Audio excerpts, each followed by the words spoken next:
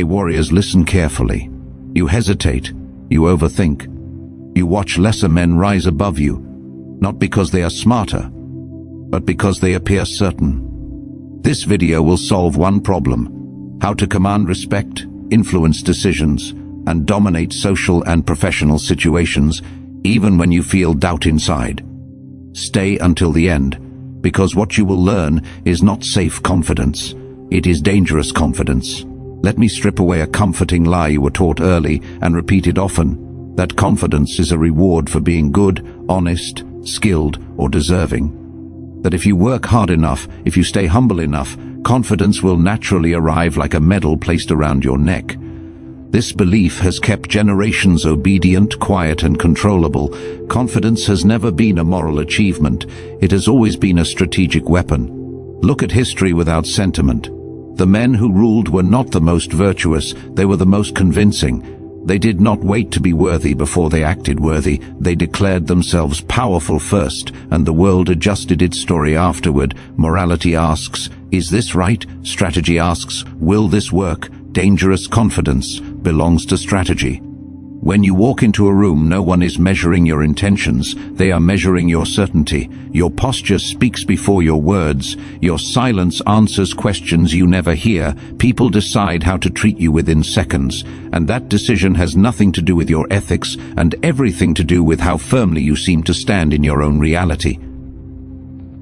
This is why good men are often ignored and flawed men are followed. The world does not run on fairness. It runs on perception. And perception bows to confidence. Machiavelli understood this centuries ago. A ruler, he observed, need not possess all virtues. He only needed to appear unshakable. The appearance of strength created actual strength. The appearance of certainty dissolved resistance before it formed. You see this everywhere once you are willing to look. The loudest voice in the meeting dominates, even when it lacks insight. The calm man in crisis is obeyed, even when his plan is uncertain. The individual who speaks without apology is assumed to know something others do not. Confidence is not about truth, it is about control. Morality seeks approval. Strategy seeks outcomes, and this is where most people fail. They try to be confident only after they feel justified. They wait for permission from results, from others, from some invisible authority that never arrives. By the time they feel ready, the moment has passed, and someone bolder has taken their place. Dangerous confidence does the opposite. It moves first and lets justification chase behind. This is uncomfortable because it contradicts how you want the world to work. You want effort to be seen. You want fairness to matter. You want people to recognize sincerity. But power has never operated on wishes. Power operates on what is demonstrated, not what is intended. Confidence is a signal. Signals are strategic tools. When you hesitate, you signal weakness. When you over-explain, you signal insecurity. When you seek reassurance, you signal dependency. None of these signals reflect your true capability, but they determine how others will respond to you. Strategy means choosing which signals you emit, regardless of what you feel internally. This is why confidence must be separated from morality. Once you tie confidence to being good, you become fragile. Any mistake, any doubt, any failure collapses your sense of authority. But when confidence is treated as a deliberate posture, it becomes stable. You can feel fear and still project certainty. You can be wrong and still command attention. You can learn while leading. The powerful understand this instinctively. They do not ask if they deserve the room. They assume the room exists for them. This assumption reshapes reality. People mirror certainty. They relax when someone else appears in control. They hand over responsibility willingly. Most individuals do not want to decide. They want to follow someone who seems to have already decided.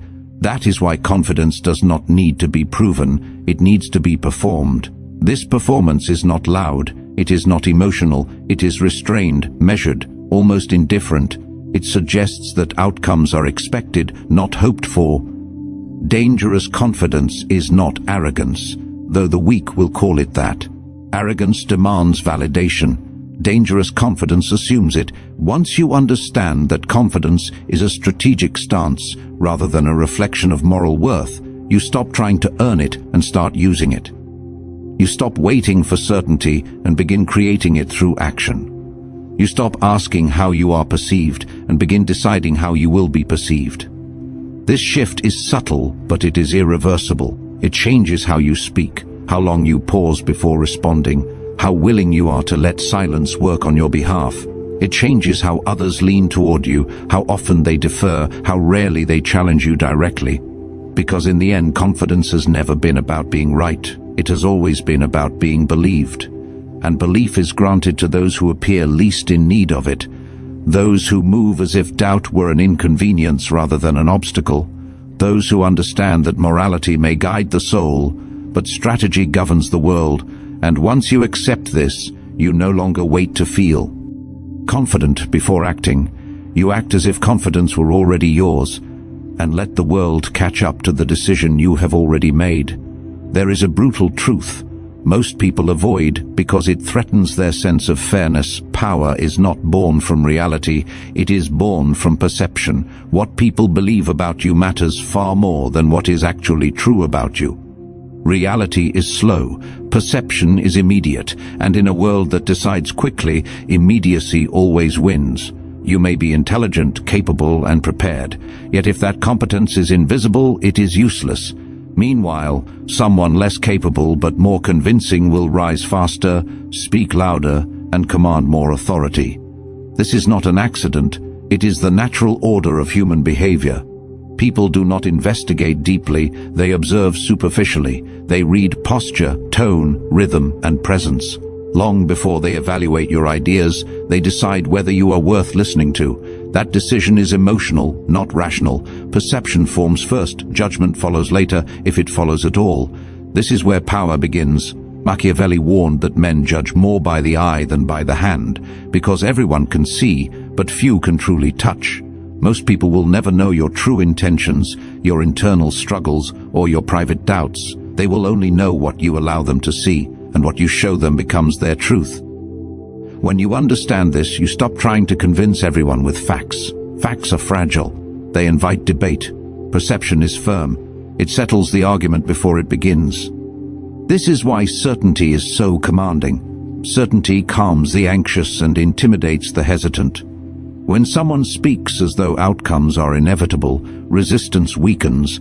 People assume there must be a reason for such confidence.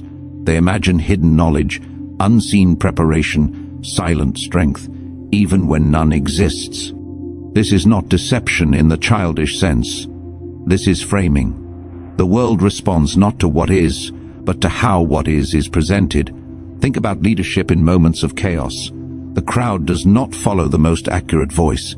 They follow the calmest one, the one who does not rush, who does not tremble, who does not sound like they are seeking approval. Calm creates the illusion of control, and the illusion of control becomes actual control once others surrender decision-making to it. Perception is self-reinforcing. When people treat you as powerful, you gain access to resources, information, and influence.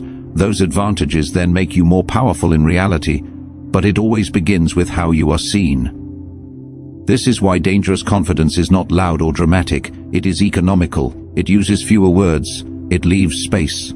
Silence invites projection. When you do not rush to fill gaps, others fill them for you, often in your favor. The man who over-explains reveals uncertainty. The man who pauses suggests deliberation. One looks unsure, the other looks strategic. Perception also explains why people obey without being forced. They comply because it feels natural to align with someone who seems certain. Humans are social creatures, constantly scanning for signals of dominance and stability. We follow those who appear grounded, decisive, and unaffected by turbulence. If you appear shaken, others become uneasy. If you appear steady, others relax. Relaxation leads to trust. Trust leads to influence. And influence is power without violence. This is why perception must be curated intentionally. You cannot leave it to chance. Every interaction is a performance, whether you acknowledge it or not. The only question is whether you are directing it or being directed by it. Your voice communicates more than your words. Your pace suggests confidence or doubt. Your willingness to hold eye contact or break it shapes how you are ranked in the unspoken hierarchy that forms in every group. These judgments happen instantly and unconsciously.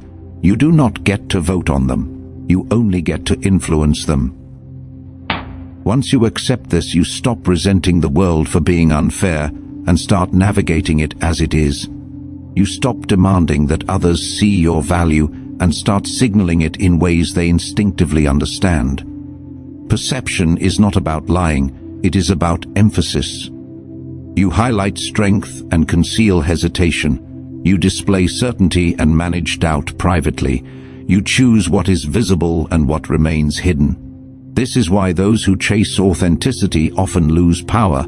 Total transparency weakens authority. Leaders are not followed because they expose every fear.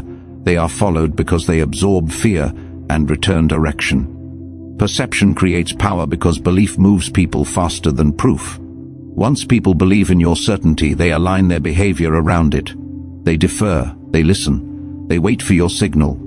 And as they do, what began as perception hardens into reality because power does not require permission. It requires acceptance. And acceptance is granted not to those who are most truthful, but to those who appear most certain. And once certainty is established, doubt becomes a private burden rather than a public obstacle. There is a fantasy sold to the weak that confidence is the absence of fear, that one day after enough preparation, success or validation, fear will vanish and only then will action feel natural. This fantasy keeps people waiting their entire lives. Fear does not disappear. It never has. It never will. The men who shape the world are not fearless. They are disciplined in how they use fear. Fear is not an enemy. It is raw energy. Left untrained, it paralyzes. Directed, it sharpens. Dangerous confidence is no. Built by eliminating fear, but by mastering your response to it. Every time you hesitate before speaking, fear is present. Every time your heart accelerates before confrontation, fear is present. Every time you feel exposed when taking initiative, fear is present. These sensations are not signals to retreat. They are signals that you are near something meaningful. Most people misinterpret fear as a warning. The powerful interpret it as activation. Fear heightens awareness. It sharpens attention. It pulls you into the present moment. The problem is not fear itself, but the stories you attach to it. You tell yourself that fear means you are unprepared, that it means you will fail, that it means you should wait. These interpretations turn fear into weakness. But fear does not demand avoidance, it demands training. Training fear means repeatedly placing yourself in situations where fear appears and refusing to obey it. Not recklessly, but deliberately. Each exposure rewires your response. The body learns that fear is survivable. The mind learns that action can coexist with discomfort. This is how dangerous confidence is built, not in safety but in controlled adversity.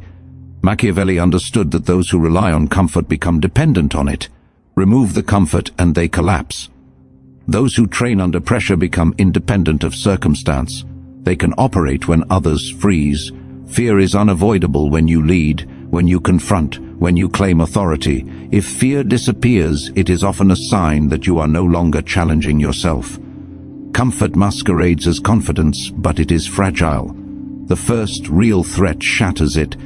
Dangerous confidence is resilient because it is forged in tension. This is why rehearsed courage fails in real situations. You cannot think your way out of fear. You must act through it. Action interrupts the mental loop that fear feeds on. Movement breaks paralysis. Speech breaks silence. Decision breaks doubt.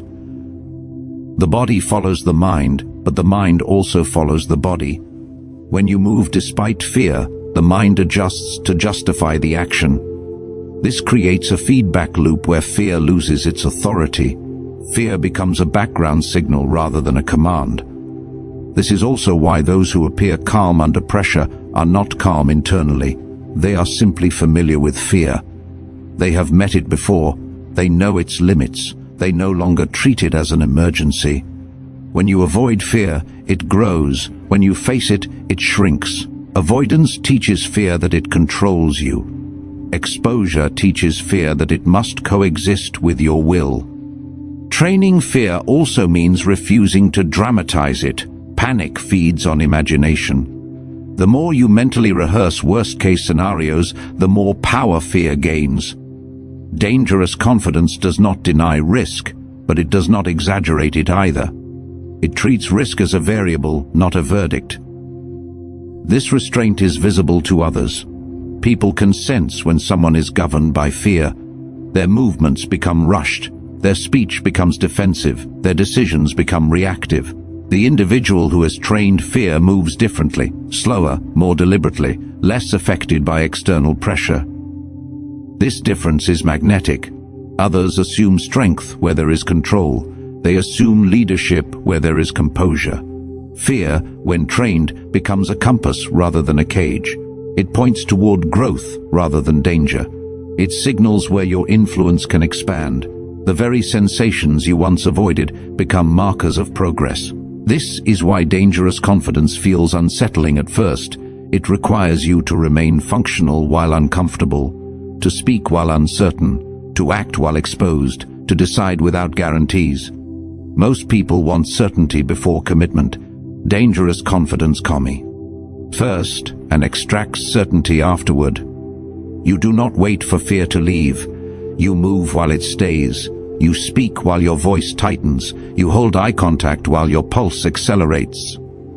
Over time, fear learns that it cannot stop you. It adapts to your dominance. And once fear is trained, it stops being a barrier and starts becoming a signal that you are exactly where you need to be, on the edge where hesitation ends and authority begins, where comfort dissolves into capability, where confidence is no longer a feeling but a practiced response to pressure that others mistake for fearlessness, but is in truth the result of countless moments where retreat was an option and you chose forward anyway. There is a dangerous misunderstanding in modern thinking that honesty requires total exposure. That strength is proven by confession, and trust is earned by revealing every doubt, every flaw, every internal struggle. This belief feels virtuous, but it is strategically disastrous. Power has never belonged to the transparent. It belongs to those who control what is seen. Machiavelli warned that a ruler must learn how not to reveal himself completely, not because deception is noble, but because exposure invites manipulation. When others know where you hesitate, they press there. When they sense uncertainty, they apply pressure. When they detect weakness, they exploit it. This is not cruelty, this is observation. Weakness is not shameful. Everyone has it. The mistake is displaying it publicly. Strength is not arrogance, it is reassurance. Others look for signs of stability before they submit their trust. They do not want your doubts. They want your direction. When you reveal weakness too early or too often, you shift the balance of power. You move from being a point of gravity to being a point of leakage. People begin to question your authority, not consciously, but instinctively. Confidence erodes, not because you are flawed, but because you are visibly unsure. Dangerous confidence understands timing. Weakness is managed privately, strength is performed publicly. This does not mean lying about your capabilities, it means choosing the appropriate arena for vulnerability. There are moments when revealing struggle builds intimacy. There are moments when it dissolves authority. Wisdom lies in knowing the difference. Public arenas demand strength. Leadership spaces demand certainty. Conflict demands composure. These environments reward those who appear whole, even if they are still assembling themselves internally. This is why seasoned leaders rarely speak about doubt in moments of crisis. They may feel it deeply, but they absorb it rather than distribute it. They become containers for uncertainty so others can function. Strength must be visible because visibility shapes belief. When people see decisiveness, they relax. When they see hesitation, they scatter. Displayed strength does not require aggression. It requires consistency, calm tone, steady pacing, unemotional reactions. The man who reacts emotionally hands control to the situation. The man who remains composed forces the situation to adapt to him. Hiding weakness also protects momentum. Doubt spreads faster than confidence. One uncertain statement can undo months of credibility. Once people begin to question, they look for confirmation. Every pause becomes suspicious. Every correction becomes evidence. This is why dangerous confidence limits self-disclosure. It does not narrate inner chaos. It presents conclusions, not debates. It speaks after decisions are made, not while they are being formed. Strength, when displayed correctly, is quiet. It does not beg for recognition. It assumes it. Others sense this assumption and align with it, often without realizing why. This alignment is not forced. It is invited.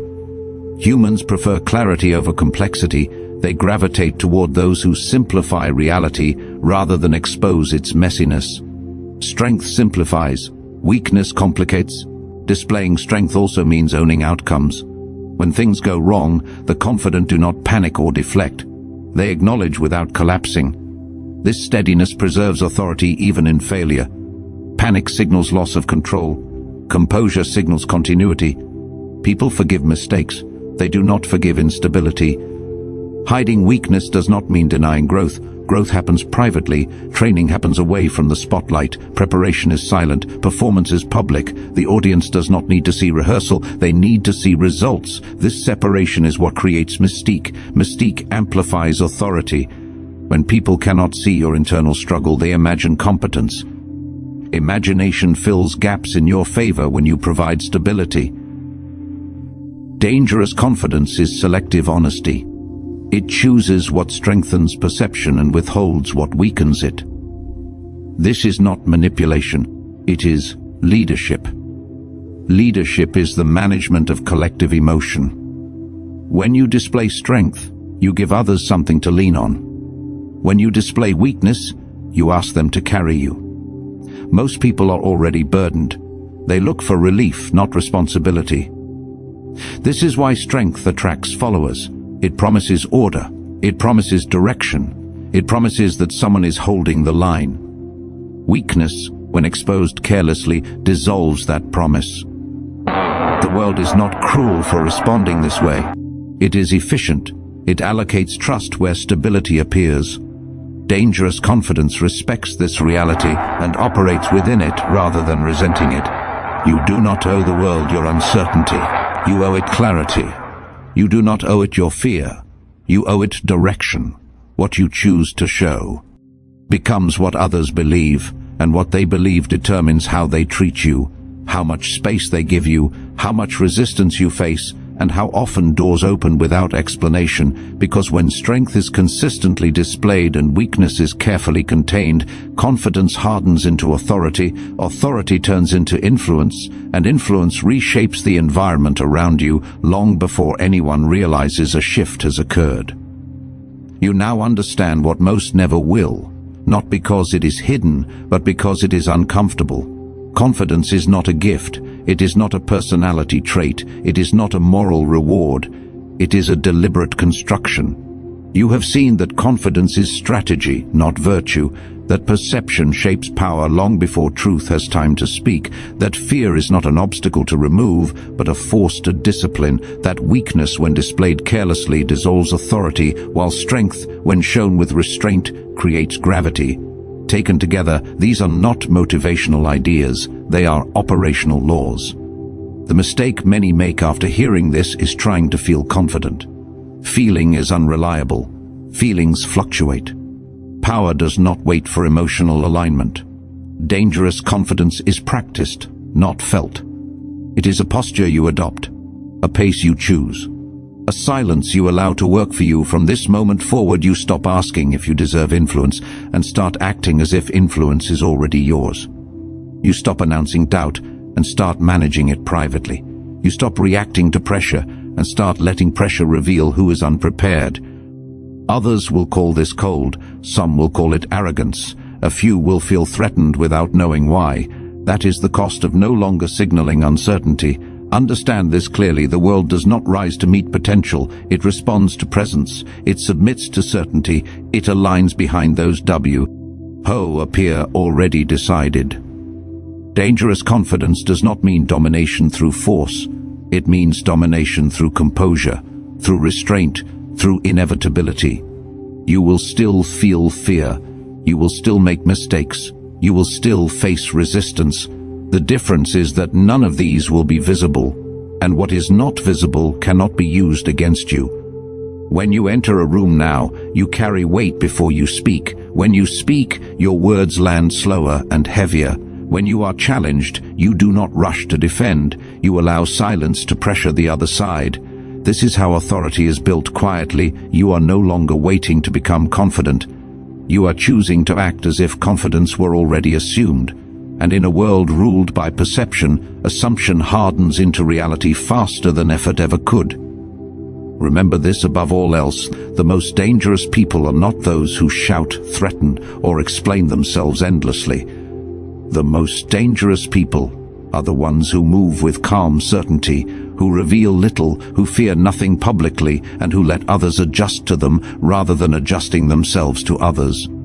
Become that presence.